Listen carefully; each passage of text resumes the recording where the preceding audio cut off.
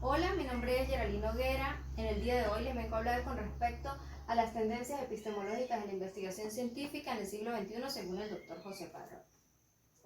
Iniciaré con el marco de análisis y los conceptos básicos. El criterio general que se tiene de epistemología es que ésta se encarga de estudiar el conocimiento. De allí, de ese criterio general, parten todas las diferencias y dificultades que hay con respecto a la epistemología.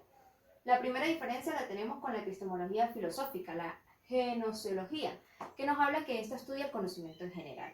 Igualmente tenemos la epistemología, teoría de la ciencia, filosofía de la ciencia, teoría de la investigación científica, que nos dice que ésta estudia el conocimiento científico. Más allá de estas dos diferencias es importante también abordar otro aspecto, el cual es el de la paradoja de Gödel. Gödel nos dice que tenemos determinados filtros preteóricos precognitivos que condicionan el conocimiento y crean determinadas preconcepciones con respecto al conocimiento y la forma de validación y producción del mismo. En correlación con ello tenemos las tesis de los tres mundos de Popper y la tesis del triángulo de Ockham's de la estructura racional. Él propone tres aspectos. El primero es el referente, trata del mundo perceptible, de esa cosa. El segundo es el pensamiento, es la idea, es la representación mental de esa cosa. Y en el tercero tenemos el símbolo, que es la palabra que expresa ese pensamiento. Seguidamente tenemos las perspectivas, en las cuales mencionaré tres. La primera es la epistemología desde el punto de vista de la filosofía analítica. Ella sigue la herencia del Círculo de Viena y su llamada concepción heredada, por lo que sigue la rigurosidad de todos los programas de la tesis del Círculo de Viena. En segundo lugar, tenemos la epistemología bajo el punto de vista de la reflexión libre. Nos habla del pensamiento libre, del pensamiento holístico, del pensamiento complejo. En tercer lugar, tenemos la epistemología desde el punto de vista de la metateoría de la ciencia fáctica. Este trata de explicar mediante teorías contrastables cómo se da el proceso del conocimiento científico. De igual forma, tenemos los criterios. Son tres. El primero está desde la visión cualitativa y cuantitativa. Aquí básicamente se da esta presunción dualista de subjetividad-objetividad. En el segundo tenemos las ciencias del espíritu y ciencias materiales. Aquí es imposible poder establecer unos límites entre ambas ciencias. Y por último tenemos las ciencias empírico-analíticas, ciencias históricas hermenéuticas y ciencia teórica críticas. Aquí la única ciencia que puede ser analizada empíricamente es la ciencia empírico-analítica, puesto que esta es la única que cumple con la misma esencia de las demás ciencias en general. Seguidamente tenemos los enfoques. Desde el enfoque nociológico, en el empirismo-realismo, la epistemología se encarga de estudiar las fuentes del conocimiento. Desde el enfoque ontológico, con el idealismo-realismo, se encarga acerca de las relaciones del sujeto con la realidad. Desde el enfoque de la experimentación, en el empirista realista, se trata de una medición inductiva controlada.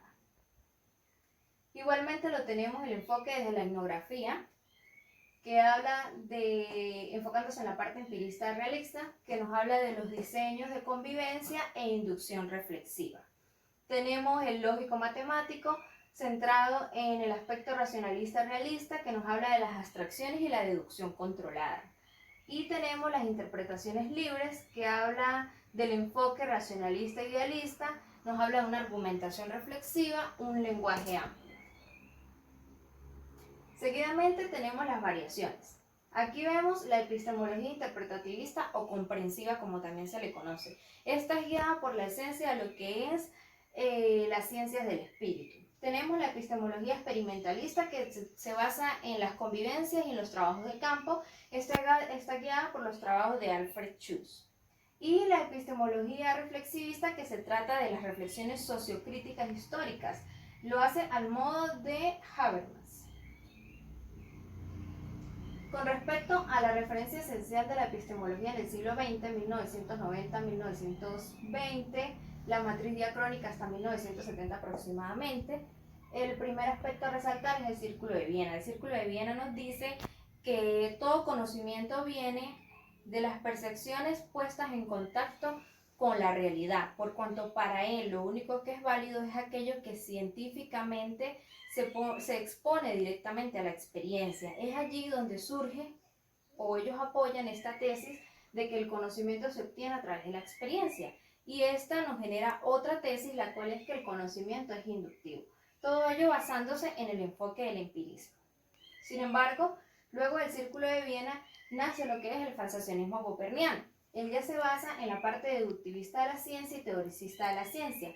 Básicamente aquí este falsacionismo se va enfocado a la parte de la razón y el pensamiento, más allá de lo que es la experiencia, es decir, lo contrario a lo que propone el Círculo de Viena. El falsacionismo popperniano nos dice que nos imaginemos y razonemos un objeto cuya esencia está oculta, pero puede ser manejada desde la lógica formal. La escuela de Frankfurt ya nos propone lo que es la comprensión, la hermenéutica, la fenomenología, la interpretación, todo ello como herramientas y medios para interpretar un conocimiento. Seguidamente tenemos la teoría crítica. Esta teoría surge de la necesidad de la emancipación del hombre de los múltiples mecanismos socioculturales. Aquí se incluye la ciencia como medio de dominio y poder. Se basa en un aspecto internalista donde lo que busca es el descubrimiento de los símbolos socioculturales y de las relaciones y subyacente a lo que son las relaciones sociales como tal. La década de los 60, la tesis básica de él es que debe vivirse todo aquello que se está investigando. Sin embargo, también sigue la tesis de la Escuela de Frankfurt del paradigma empirista, donde propone lo que es el experiencialismo y el vivencialismo, y sigue la tesis de Alfred Schuch y antropólogos norteamericanos que ya nos hablan de la triangulación, del mundo de vida, de historias de vida, de la interacción social, entre otras cosas. Es así como nace la investigación cualitativa, pero de la investigación cualitativa también surgen otras corrientes, entre ellas está la investigación-acción, la observación participante, la investigación militante, la etnografía, la etnometodología, la investigación comprometida. Y esto da pie a que surja un nuevo enfoque, el cual es empirista realista. Posteriormente tenemos la visión pragmática y transindividual de la ciencia. Esto se basa en un enfoque racionalista realista bajo el paradigma falsocianista. Aquí se ocupa del crecimiento del conocimiento científico y el problema popperniano, en donde choca incluso la propuesta de Popper. ¿Qué es lo que dice Popper? Que el conocimiento crece por razones lógicas internas, donde una teoría puede ser falsa o falseable. Igualmente, Kuhn dice que el conocimiento crece por razones lógicas socioexternas. Es aquí con Kuhn donde nacen las famosas revoluciones científicas. Y Relakatos propone el programa de investigación. Este programa surge con la intención de conciliar tanto la propuesta de Popper como la propuesta de Kuhn.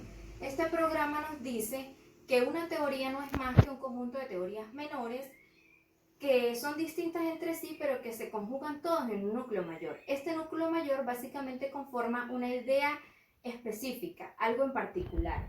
Es allí donde surgen las hipótesis correctivas, a las que ellos le llamaron cinturón protector. También durante este programa es que los responsables de la comunidad defienden los ataques de la falsación. Igualmente, Kuhn, 1951, propone el holismo metodológico. Básicamente aquí nos dice que una teoría no debe ser falseada aisladamente y propone dos reglas metodológicas. Estas reglas son la heurística positiva y la heurística negativa. La heurística positiva nos dice o nos afirma aquella teoría que sí debemos seguir estudiando, y la heurística negativa corrobora aquella teoría que no debemos seguir estudiando. Por último tenemos a Larry Luckman, que habla de las nociones de las tradiciones de investigación. Básicamente estas tradiciones de la investigación nos dicen que las investigaciones no están aisladas entre sí, sino que tienen lazos de consanguinidad. Y con todo ello se llega a la diacrónica de los procesos de investigación, como lo dice Padrón 2002. El programa de la sociología del conocimiento. Este comienza para la época del Círculo de Viena, con Karl Marx, con Marchers y Karl Marx. Luego para el siglo XX, luego reaparece a mediados de siglo, con el funcionalismo de Merton y Parsons, con lo que ellos proponen de vida cotidiana. Tiene un auge especial este programa con los trabajos de Kuhn y de Feuerbach. Sin embargo, para lo que corresponde al tema en estudio, Lo importante viene a reducir es para finales del siglo XX e inicio del siglo XXI. ¿Qué sucede allí? Allí se dice que los factores sociohistóricos, los factores socioculturales y psicológicos tienen gran influencia en la ciencia, incluso más allá que los lógicos metodológicos. Aquí se basa en el proceso de descubrimiento con una visión externalista. Surgen otras corrientes, al igual que en las otras propuestas, con la escuela francesa, que se basa en la teoría de la red de actores de Michel, Bruno y John, en la etnometodología de Harold, de Steve y de Aaron. La crítica que se da a esto es que se basa en la radicalización de la tesis del relativismo epistemológico y ontológico. La naturalización de la epistemología y la epistemología evolutiva. Aquí surgen dos prolongaciones importantes dentro de este enfoque realista, empirista, racionalista. Entre estas tenemos la epistemología naturalizada y la epistemología evolutiva. La epistemología naturalizada, desde el punto de vista de Kuhn, nos dice que se le dan los mismos tratamientos que a las ciencias fácticas para lo que es el proceso de investigación científica. Esta epistemología naturalizada va más allá o encaminada con respecto a que el conocimiento se obtiene a través de la experiencia, mientras que la epistemología evolutiva nos habla de que el crecimiento del conocimiento científico es comparable con la sucesión y adaptaciones de la evolución. Básicamente, para comprender un poco mejor esto, lo podemos hacer desde el punto de vista de Popper, que Popper nos dice que el conocimiento se obtiene a través de esa noción de ensayo y error. Sin embargo, existen otras concepciones con respecto a la epistemología evolutiva. Tenemos la de Konrad Lorenz, que nos dice que el conocimiento innato es ontológicamente a priori y filogenéticamente posteriori. Tenemos a Jean Piaget, quien es el precursor de la epistemología genética. Tenemos a Donald Campbell, que es a quien se le otorga el concepto de epistemología evolutiva. Igualmente, tenemos a Sten Lund, que dice que sobreviven las teorías más aptas y mueren las menos aptas, y Peter Munz, que habla del darwinismo filosófico. Básicamente podemos resumir esta tesis general de la epistemología evolucionista con respecto a que la evolución biológica condiciona cualquier comportamiento cultural, social y cognitivo, de donde se sigue que los procesos cognitivos, incluyendo los que implican el conocimiento científico, tal como la misma epistemología, dependen de la evolución biológica. Entre otras prolongaciones, tenemos la visión axiológica de las teorías. Esto se relaciona con la epistemología de la virtud. Está propuesta por Larry Logan, quien propone unas reglas metodológicas. Estas reglas metodológicas son verdad, coherencia, simplicidad, fecundidad productiva. Tenemos la visión pragmatista de Ian Hacking, 1983, como también se le llama ciencia como transformación. Básicamente nos dice que toda observación está cargada de práctica y de aplicaciones. Seguimos con el enfoque idealista subjetivista. Aquí ya nos habla de la visión de género. Para esa época se llamaba visión de género. Desde hace 16 años para acá se le llama epistemología feminista. Ha permitido que se realicen diversos estudios con respecto a la mujer y esta epistemología feminista ha sido la base de ello. Tenemos el enfoque realista, que habla de la prolongación neopositivista y se centra en la concepción estructural de las teorías. La epistemología en los últimos 16 años, desde 1990 hasta el 2006. Aquí lo primero que encontramos es nuevas epistemologías. Este término de nuevas epistemologías no es algo técnico, es algo más bien divulgativo, es algo retórico, es algo como para impactar más allá de hacer un análisis crítico. Es como cuando se hablan de nuevos paradigmas o paradigmas emergentes. La epistemología subjetivista, racionalismo y empirismo idealista. Allí se dice que desde los 90 hasta hoy, los enfoques racionalistas y empiristas idealistas surgen los siguientes rasgos. Allí se da el externalismo e influencia de factores sociocontextuales en los procesos científicos, donde la inclusión se estudia, la inclusión del sujeto y de los actores en los procesos de búsqueda, como también la interacción sujeto-objeto. De ello se desprende la epistemología contextualizada. Esta epistemología nos dice que el proceso del conocimiento científico se obtiene de acuerdo al contexto. Básicamente trata de estudiar lo que es la ciencia, la tecnología y la investigación. Y se centra en la parte de los aspectos de creencias, de relaciones sociales y socioculturales de esos agentes objetos de estudio. Esta epistemología se relaciona con lo que es el escepticismo e externalismo. Igualmente que las otras posturas, sigue algunas tesis. Entre ellas está la del relativismo de North, Woodward y Lautur, que dice que solo el contexto cultural condiciona las variaciones en el proceso científico. Aquí la lógica no tiene cabida, no vale. Está el racionalismo realista y el empirismo realista de Kuhn, Catos y Moulinis, que nos habla del elemento sociohistórico. Esto funciona para esta epistemología como un elemento modificador. Está el racionalismo idealista, que la teoría crítica de Frankfurt, el círculo hermenéutico, estos son los gérmenes más fuertes de los que se apoya esta epistemología. Y tenemos el empirismo realismo, que se basa en la comunidad epistémica, en la ciencia comunitaria, donde aparece el perspectivismo, el conocimiento contextual situado. Básicamente con esta epistemología lo que vale es la experiencia de este agente comunicador de conocimientos. Seguimos con la epistemología feminista. Una de las precursoras más fuertes en ella está Sandra Harding, 2004, que se basa en el materialismo histórico feminista. A esta epistemología la mayor crítica que se le hace es que está sesgadamente masculinizada. Debe reencuadrarse y masculinizarse menos. Tenemos la epistemología social, que básicamente esta nos dice que el proceso de conocimiento se da a través de lo que son los aspectos socioculturales y las relaciones sociales de los agentes involucrados en el proceso de conocimiento. Sigue las tesis de Froger, enfoque empirista realista, cuyo paradigma empirista lógico del siglo XX dice que todo conocimiento es intrínsecamente social, y la de Wortmann, que dice que el enfoque realista racionalista, cuyo paradigma es fasciacionismo del siglo XX, nos dice que no existen los conocedores solitarios, porque todo conocimiento tiene una base, una fuente y una justificación, sea social e interpersonal.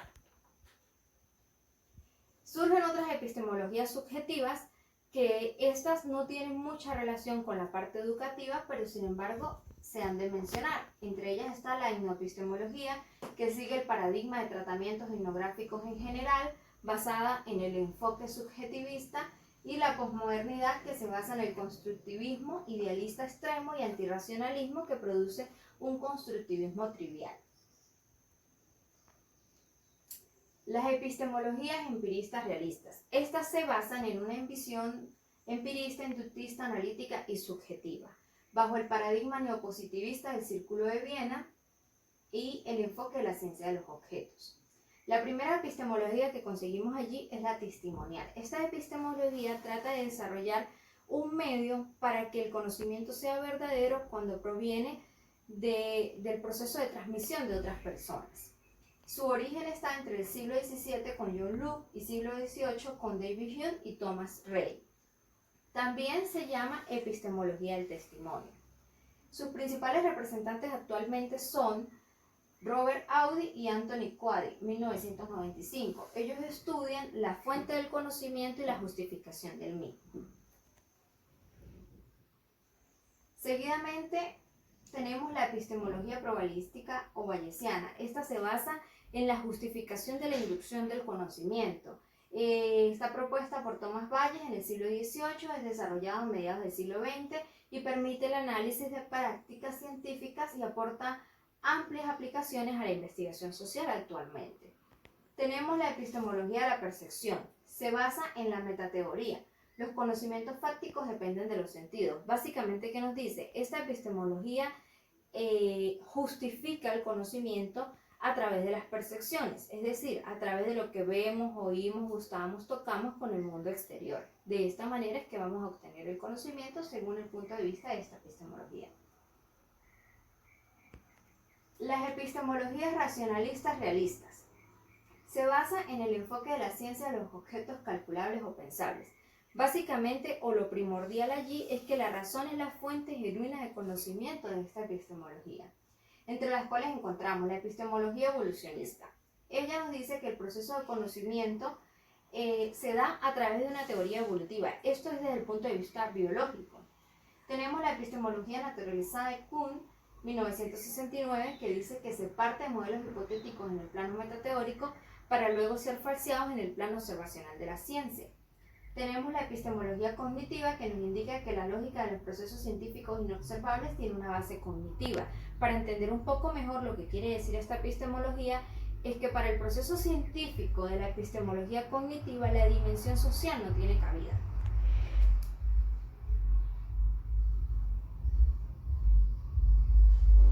Problemas y debates en la epistemología reciente.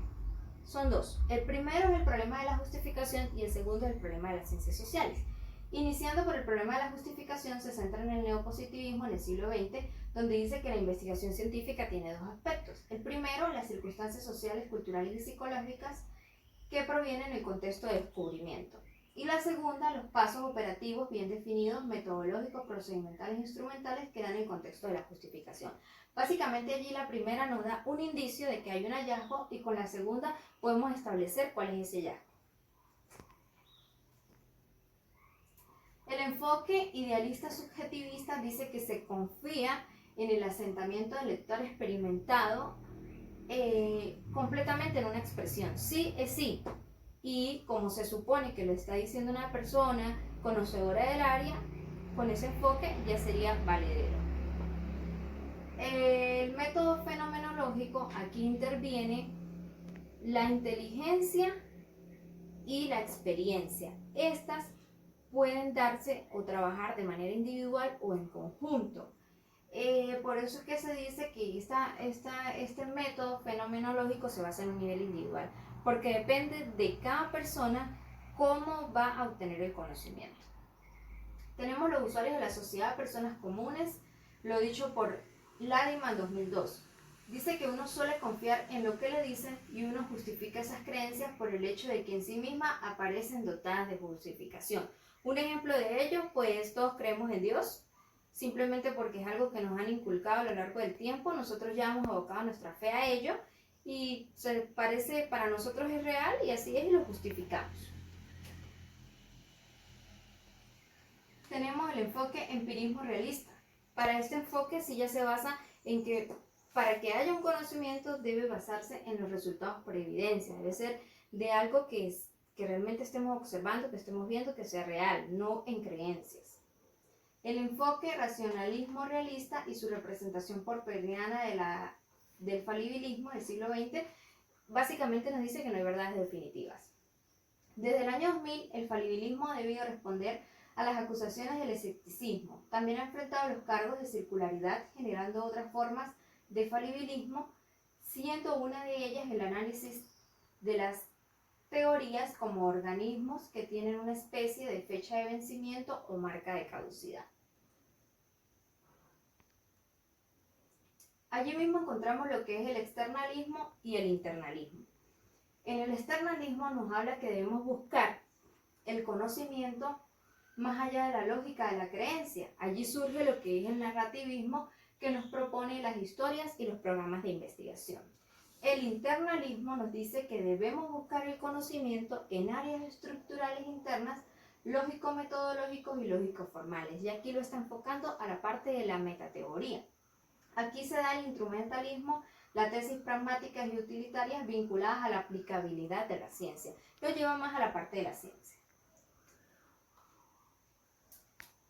El segundo problema, que es el problema de las ciencias sociales. Tenemos como primera propuesta lo que dice Dilthey. Él nos dice que impugnó la concepción y métodos de las ciencias naturales en los estudios sociales, porque éstas se basan en la relación de causalidad que hace imposible aplicar unas diferencias con las ciencias del espíritu. Tenemos a Husserl, que añade la concepción de fenomenología en los estudios sociales, y tenemos a la Escuela de Frankfurt, que recoge la tesis de Habermas, ciencia empírica analíticas. Aquí se confunde en una misma clase tanto el empirismo como el realismo de esa misma época. Tal vez él lo hace con su afán de tratar de definir una idea más clara de lo que es ciencias naturales. Seguidamente tenemos lo propuesto por el último cuarto siglo hasta ahora. Nos dice que la tesis de la especificidad epistemológica y metodológica de las ciencias sociales frente a las ciencias naturales ha tenido un auge especial. Las últimas versiones de esta tesis de la especificidad de las ciencias sociales se asocian fuertemente al relativismo, el antirrealismo, la subjetividad, el holismo, indiscriminadamente y en síntesis al todo vale de Feyerabend. Edgar Morin nos da la noción de sus tres teorías, nos propone la autoorganización, la oposición entre el pensamiento lineal y el pensamiento complejo, el conocimiento enciclopedante. Más recientemente habla de la transcomplejidad, transdisciplinariedad, entre otros. Desde el enfoque empirista racionalista se dan los estudios que relacionan las lógicas de decisiones y grados de creencias, estudios en metodología de la elección racional, la modelación matemática y la simulación computarizada de modelos en ciencias sociales, el análisis y evolución del concepto de comprensión en ciencias sociales, entre otros. En conclusión, se puede decir que el hombre tiene la necesidad de relacionarse con su entorno. Esta necesidad le hace que deba obtener conocimientos. Estos conocimientos los va a obtener a través de la experiencia y a través del pensamiento. Es allí donde entra a jugar un papel importante lo que es la filosofía, que como dice Sócrates, no es más que el afán de conocerse a sí mismo. Para poder entender esta filosofía necesitamos estudiar esta rama de la filosofía como es la epistemología. Esta epistemología nos va a permitir aclarar conceptos como qué es el conocimiento, qué es la verdad, todas estas preguntas que están a la deriva con la filosofía. Más allá de ello, nos permite como tal la epistemología pues estudiar el conocimiento desde sus fundamentos científicos. Es por ello que para algunas teorías la epistemología es considerada como una ciencia. Muchísimas gracias.